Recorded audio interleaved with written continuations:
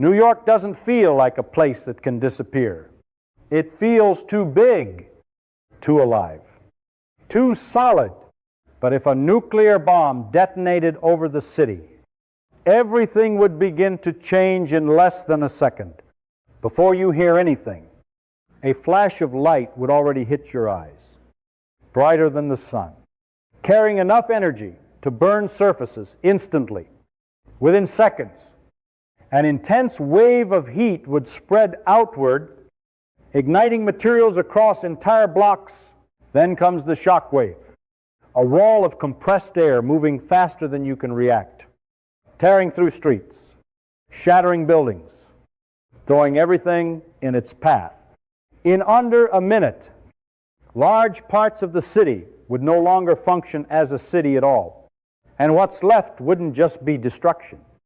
It would be something far more dangerous. Because even after the explosion ends, the effects don't stop. When people imagine a nuclear explosion, they think of a massive blast, a deafening sound, a wave of destruction tearing through the city. But that is not how it begins.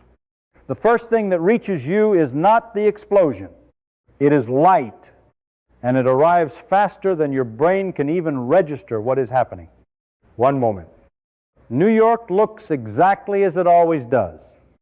Crowded streets, glass towers reflecting the sky, movement everywhere. The next moment, the entire scene is overwhelmed by a flash so intense it doesn't feel like light anymore. It feels like reality itself has been replaced. This flash is not just brightness in the ordinary sense. It is a sudden release of energy so large that for an instant it outshines everything you have ever seen. Shadows are burned into surfaces. Reflections multiply across windows and metal. Every direction becomes the source of light at once. And because light travels faster than anything else produced by the explosion, it reaches you before the heat, before the pressure, before the sound. By the time you are aware that something is wrong, the process has already begun. What makes this moment so dangerous is not just how bright it is, but what that light carries with it. This is not harmless illumination. It is energy moving at the speed of light, spreading outward in all directions. Surfaces facing the detonation begin absorbing that energy immediately. Materials react differently depending on what they are made of, but none of them are prepared for this kind of input. Glass can crack or shatter. Dark surfaces heat up faster than lighter ones. Thin materials respond almost instantly, while thicker structures take slightly longer. But the key point is that the interaction starts everywhere at once, and this happens before you hear anything. Sound takes time to travel. The shock wave that people associate with explosions is still forming, still expanding, still on its way. In that gap, those few fractions of a second, the city is already being altered. It is a strange and unsettling idea that the most destructive event begins in silence. No warning, no build-up, just an overwhelming flash that arrives without permission. Human perception is not designed for something like this. Your eyes react, but too slowly. Your brain tries to interpret the signal, but there is nothing familiar to compare it to. It does not feel like looking at a bright light source. It feels like being inside the light itself. And because this happens so quickly, there is no time to process, no time to move, no time to understand. The cause and the effect collapse into a single moment. Across the city, millions of separate viewpoints experience the same event from different distances. But the sequence is always the same. First the flash, then everything else. People closer to the center experience it with overwhelming intensity, while those farther away still see something impossible. A sudden transformation of the sky and the environment that makes no sense in everyday terms. But the physics does not pause for interpretation. The energy continues to move outward, interacting with everything it touches. This is what makes a nuclear detonation fundamentally different from what most people imagine. It does not start as a blast that you hear and react to. It starts as a transfer of energy that happens before reaction is even possible. The city is not given a moment to respond. There is no gradual escalation. There is only an instant where the normal rules of experience break and a new set of conditions takes over. And by the time the sound finally begins to arrive, by the time the shockwave starts to follow the path the light has already traced, the outcome is already unfolding. Because the first phase of destruction did not wait for the explosion to be heard. It began the moment the light reached the city. After the flash, before the shockwave arrives, something even more dangerous is already moving through the city. And most people would never see it coming because it is not something you can see clearly or hear. It is heat carried outward as an intense burst of thermal radiation, spreading at the speed of light, reaching buildings, streets, and people almost instantly after the initial flash. And what makes it terrifying is that it does not behave like the kind of heat you are used to. It does not slowly warm the air or give you time to react. It delivers energy so quickly that surfaces begin to change before your mind can process what is happening. This wave of heat moves invisibly across blocks of the city. And the moment it reaches a surface, that surface begins to absorb energy. Materials that normally feel stable and solid suddenly react in ways that seem unnatural. Dark surfaces absorb more energy and heat up faster, while reflective materials can redirect part of that energy, but nothing is truly safe. Glass, metal, concrete, fabric, everything begins interacting with this incoming energy at once. And the key detail is timing, because this is happening in fractions of a second, long before any blast or sound arrives to warn you. In a dense city like New York, this effect multiplies because every surface becomes part of the interaction. Sunlight normally reflects softly between buildings, but this is not sunlight. This is a concentrated pulse of energy, bouncing, reflecting, and being absorbed across thousands of surfaces at the same time, meaning that even areas not directly facing the explosion are still affected. The geometry of the city itself helps spread the heat further, deeper into streets and between structures, turning the entire environment into a network that distributes energy rather than blocking it. What makes this phase especially dangerous is that it feels disconnected from the idea of an explosion. There is no immediate force pushing you, no sound to signal danger. Just a sudden and overwhelming transfer of energy into everything around you. Materials begin to heat unevenly. Tensions build inside structures as different parts expand at different rates. Windows can fail. Surfaces can warp. And anything that can ignite becomes vulnerable almost instantly. But all of this happens quietly, almost invisibly, before the violent part people expect has even begun. The human body is also part of this interaction because it too absorbs energy.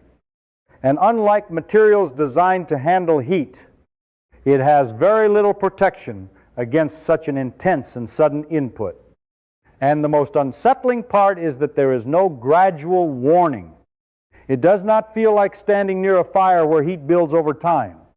It is more like stepping into a condition that is already extreme, where the energy has already arrived and the process has already started.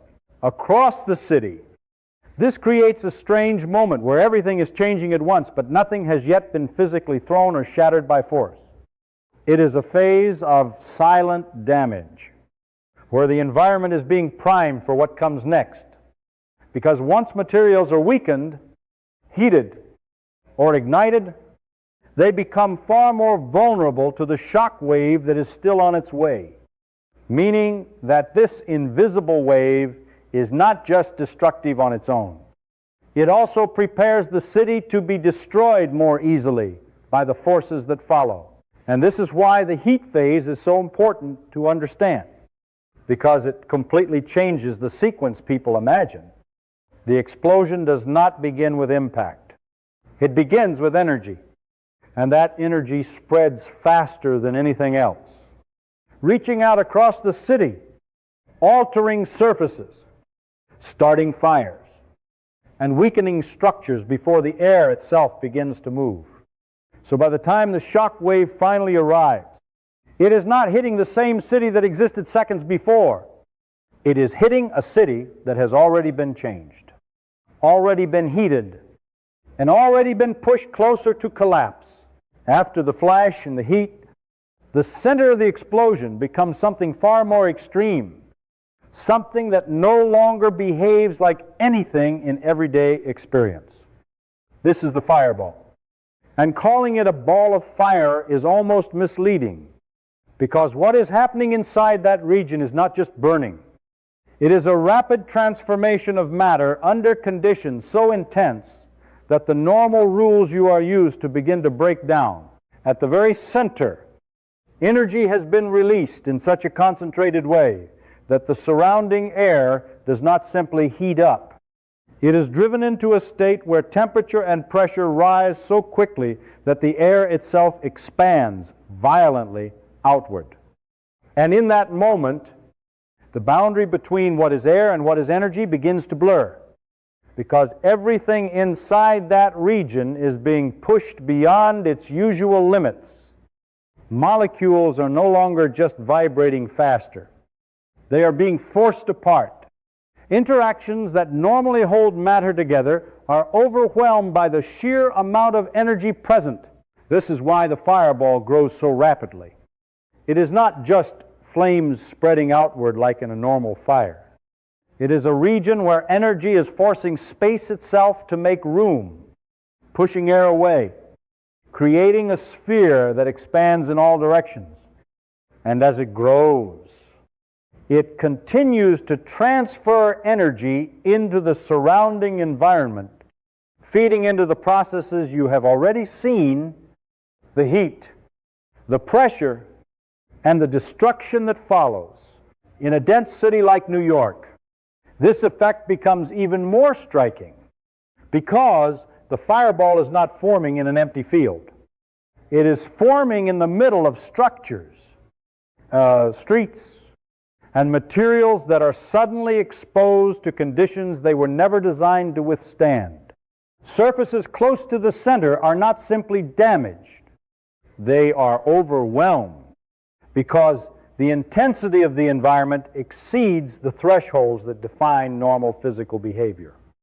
Meaning that what happens there is not gradual failure. It is immediate transformation. And what makes this moment so difficult to fully grasp is how quickly it unfolds. The fireball does not slowly build over time. It appears and expands in a fraction of a second, meaning that by the time you are aware of it, it has already reached a size large enough to dominate its surroundings. And everything within that region has already been subjected to extreme conditions. There is no clear boundary where things are safe and then suddenly not. Instead, there is a gradient of intensity that drops off with distance, but near the center.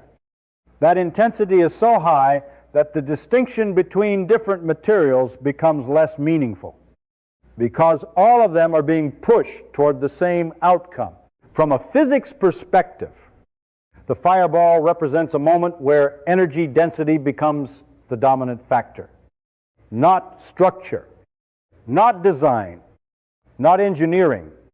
Everything that defines a city, the materials, the shapes, the organization, is temporarily irrelevant compared to the amount of energy being released in that small volume of space.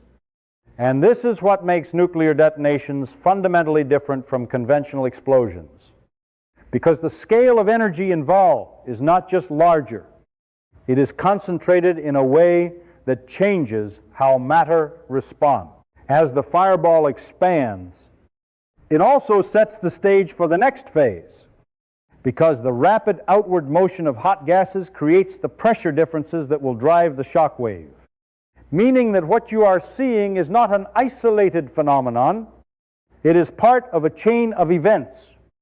The energy released at the center is continuously being converted into motion, heat, and force. And each of those will interact with the city in different ways as time progresses. But in this moment, at the heart of the event, the fireball is the clearest expression of what has happened. It is the visible result of an enormous amount of energy being released in an extremely short time, creating conditions where matter no longer behaves in familiar ways, and where the idea of a stable environment, something that can resist or endure, no longer applies. Because everything inside that region has already crossed a threshold beyond which normal behavior cannot continue. After the light and the heat and the rapid expansion of the fireball, the next phase arrives. And this is the moment most people think of when they imagine an explosion. But by the time it reaches you, the city has already begun to change. Because now the air itself becomes the main force of destruction, not as something gentle or invisible, but as a moving wall of pressure that carries enormous energy across the streets of New York. The shock wave is created because the fireball expands so quickly that it pushes the surrounding air outward, compressing it into a dense, high-pressure front. And that front moves faster than anything you can react to, sweeping through avenues, around corners, between buildings, and unlike wind, which flows around obstacles, this is more like a sudden impact that hits everything at once, a rapid spike in pressure followed by a violent drop. And that change alone is enough to break structures that were never designed to handle such forces.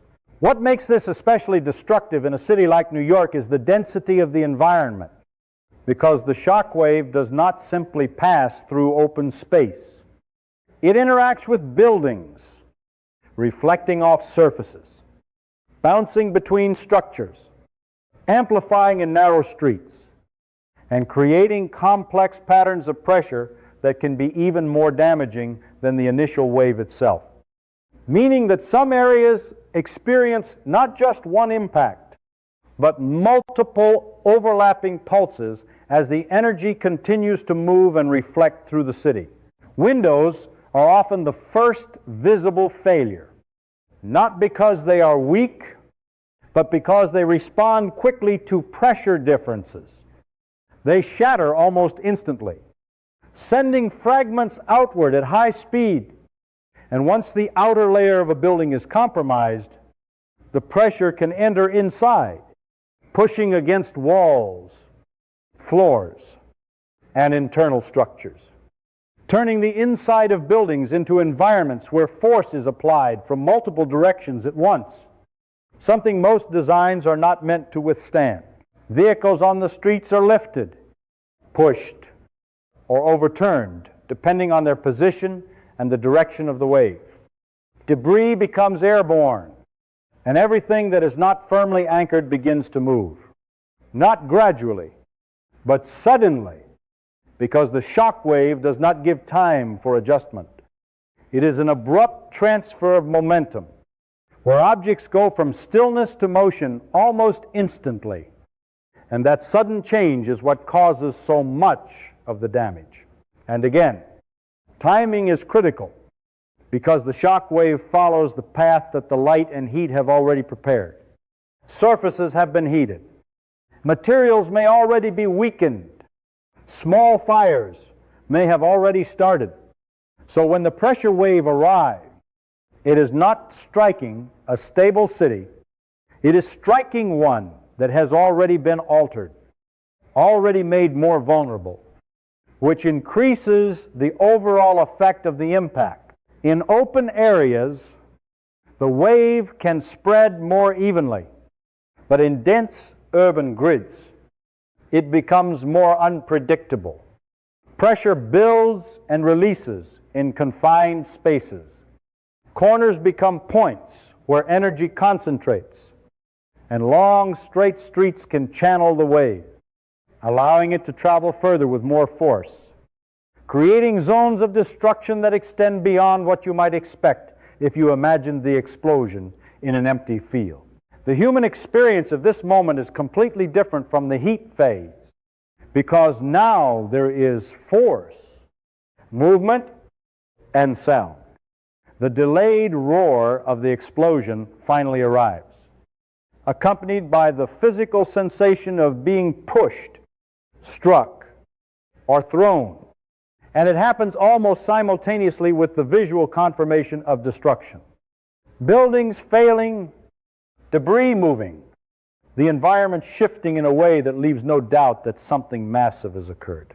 And this is why the shock wave is often remembered as the defining feature of an explosion, because it is the moment where energy becomes motion, where invisible processes become physical impact, where the city is no longer just being altered, but actively torn apart by the air itself. And the idea that something as ordinary as the atmosphere can become a destructive force on this scale is what makes this phase so unsettling, because it means that the very medium we live in, the air around us, has been turned into a weapon. By the time the shock wave has passed, the destruction is no longer just about individual buildings or isolated damage. It becomes something much larger and more complex, because a city like New York is not just a collection of structures. It is a tightly connected system. And when enough parts of that system are disrupted at once, the entire thing begins to fail in ways that are far more severe than the sum of the initial impact. In everyday life, the strength of a city comes from how everything is connected. Electricity powers transportation. Transportation moves people. People operate services. Services maintain infrastructure. And all of it depends on a continuous flow of energy, information, and coordination. But this same interdependence is also a weakness, because when multiple critical points are hit at the same time, the system does not degrade slowly. It collapses rapidly. Power is one of the first elements affected, because electrical grids rely on a balance between supply and demand. And when major sections are suddenly destroyed or disconnected, that balance breaks. Transformers fail. Lines go down. And large portions of the city lose electricity almost instantly. And without power, communication systems begin to fail as well. Signals drop. Networks become unreliable. And the ability to coordinate any kind of response is reduced just when it is needed the most. Transportation quickly follows. Streets are blocked by debris. Intersections become unusable. And the underground systems that normally move millions of people, such as subways and tunnels, are no longer functioning as intended. Some may be physically damaged. Others may be inaccessible. And without power or communication, even intact parts of the system become difficult to operate, turning what was once an efficient network into a fragmented and unpredictable environment. Emergency services, which are designed to respond to localized incidents, face a completely different challenge in this situation, because the scale of disruption is citywide. Resources are overwhelmed, access routes are limited, and coordination becomes extremely difficult. meaning that even though the systems are still there in principle, their ability to function effectively is severely reduced, not because they are poorly designed, but because they were never meant to handle simultaneous failures across so many interconnected components. What makes this phase particularly important is that it marks the transition from immediate physical destruction to systemic breakdown, the initial forces of light. Heat and pressure have already done their work. But now the consequences continue to unfold through the structure of the city itself. Failures propagate from one system to another. Small disruptions combine into larger ones. And the overall effect becomes more complex and harder to predict. In a dense urban environment, this propagation happens faster because everything is closer together, more tightly linked, and more dependent on shared infrastructure, meaning that a failure in one area can quickly influence another, creating a chain reaction that spreads through the city, not as a wave of force, but as a wave of dysfunction, where systems that normally operate smoothly begin to interfere with each other or stop working altogether. And from the perspective of someone experiencing it, this phase feels very different from the initial explosion, because instead of a single overwhelming event, it is a series of realizations that the systems you rely on are no longer functioning. Lights do not turn on. Signals do not connect. Transportation does not move. And the city that once felt organized and predictable becomes fragmented and uncertain. This is why a dense city does not just get damaged. It undergoes a transformation in how it operates. The very features that make it efficient and powerful in normal conditions become sources of vulnerability when disrupted.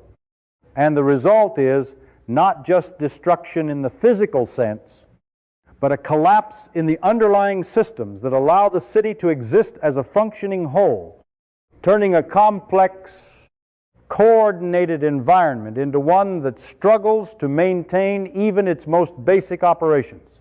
After the shockwave has passed and the systems of the city begin to fail, a new phase emerges, one that does not arrive as a single event but grows out of everything that has already happened. And this is where the destruction stops being a moment and becomes a process. Because across the city, countless small fires that started during the heat phase begin to spread, connect, and intensify, turning isolated damage into something far more self-sustaining and difficult to control. At first, these fires seem separate. A building here, a street there, scattered points of ignition caused by intense heat interacting with materials throughout the city.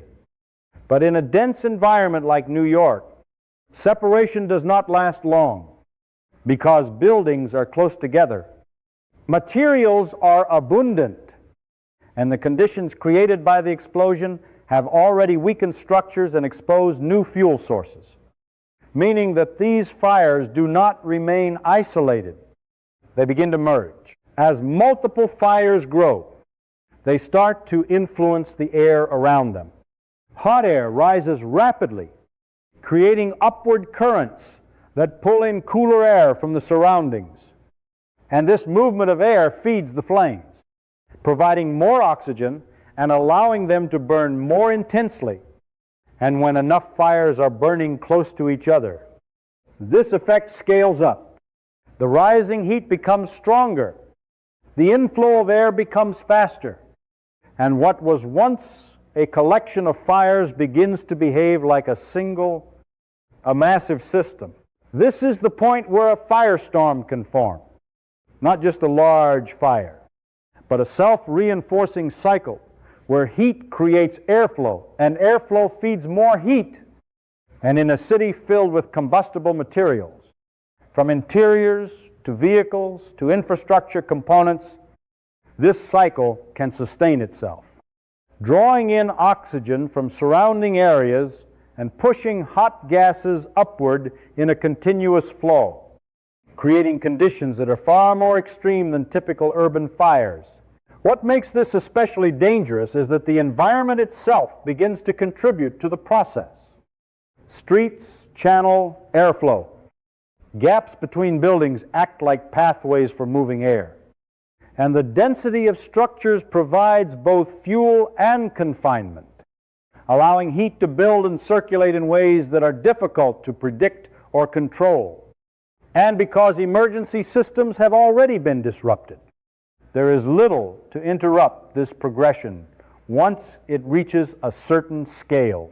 From a physical perspective, the firestorm represents a shift from externally driven destruction to internally sustained destruction.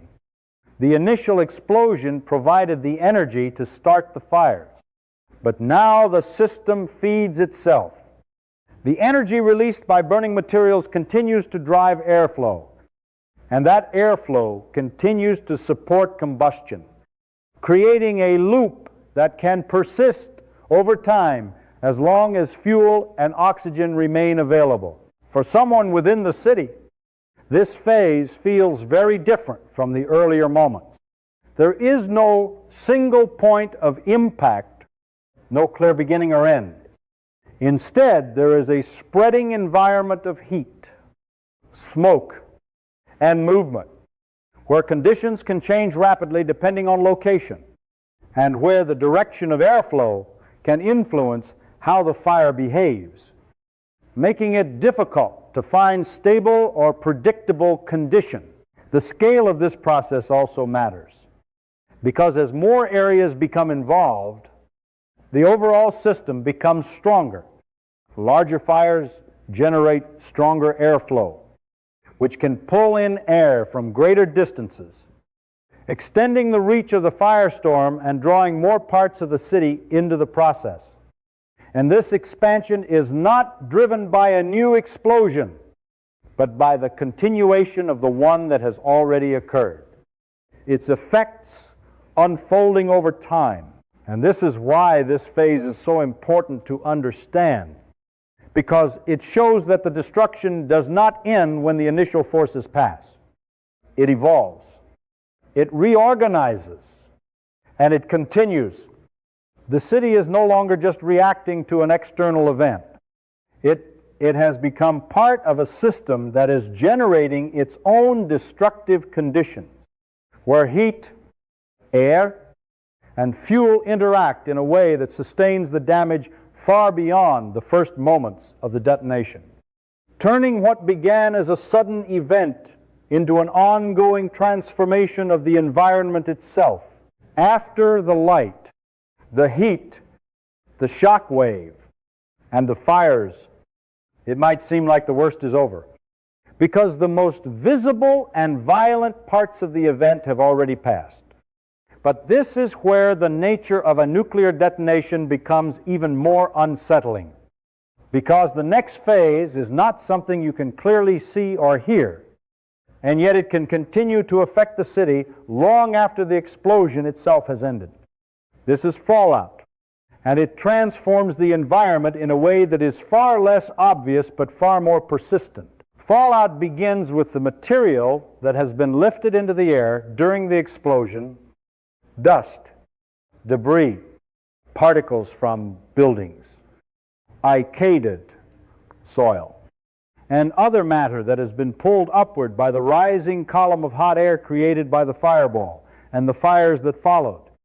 And as this material rises, it can become mixed with radioactive substances produced during the detonation, forming particles that are carried by the wind and eventually begin to settle back down over the surrounding area. What makes this phase difficult to grasp is that it does not arrive as a single moment. There is no clear boundary where you can say it has begun in the same way you could with the flash or the shockwave. Instead, it unfolds over time as particles gradually fall back to the ground, landing on surfaces across the city, on streets, rooftops, vehicles, and anything exposed to the open air. And because this process depends on atmospheric conditions, the exact pattern of where these particles go can vary, spreading the effects beyond the immediate area of the explosion. Unlike the earlier phases, which are intense but brief, fallout represents a shift toward duration. It lingers, it accumulates, and it interacts with the environment in ways that are not immediately visible. And this is what makes it so challenging, because the absence of clear sensory signals can create the impression that conditions have stabilized, even though significant changes are still taking place at a level that cannot be easily perceived. From a physical standpoint, the key idea is that the explosion has redistributed material, lifting it into the atmosphere and then allowing it to return in a different form. And this redistribution extends the reach of the event, both in space and in time, because the effects are no longer confined to the moment of detonation or the immediate area. They continue as long as particles remain in motion and continue to settle. In a city environment, this has additional implications because surfaces are complex and varied. Some materials can trap or hold particles more easily. Others may allow them to be moved again by wind or activity, meaning that the environment does not simply receive fallout once and remain unchanged. It can continue to shift as particles are redistributed, resuspended, or concentrated in different locations. For people experiencing this phase, the challenge is not a sudden force or visible threat, but uncertainty, because the conditions are no longer defined by immediate events, but by ongoing processes. And understanding those processes requires information that may not be readily available, especially in a situation where communication systems have already been disrupted, making it harder to assess where it is safe and where it is not. And this is what makes fallout fundamentally different from the earlier stages. It is not about the initial release of energy, but about what happens after that energy has already reshaped the environment. It is the continuation of the event in a quieter but more persistent form, extending the impact beyond the moment of the explosion and into the time that follows. So while the flash fades, the fires burn down, and the immediate motion of the shockwave dissipates, the effects of the detonation do not simply end. They transition into something less visible but still significant, a phase where the city is no longer just dealing with what has happened, but with what continues to happen, even when there is nothing obvious left to see.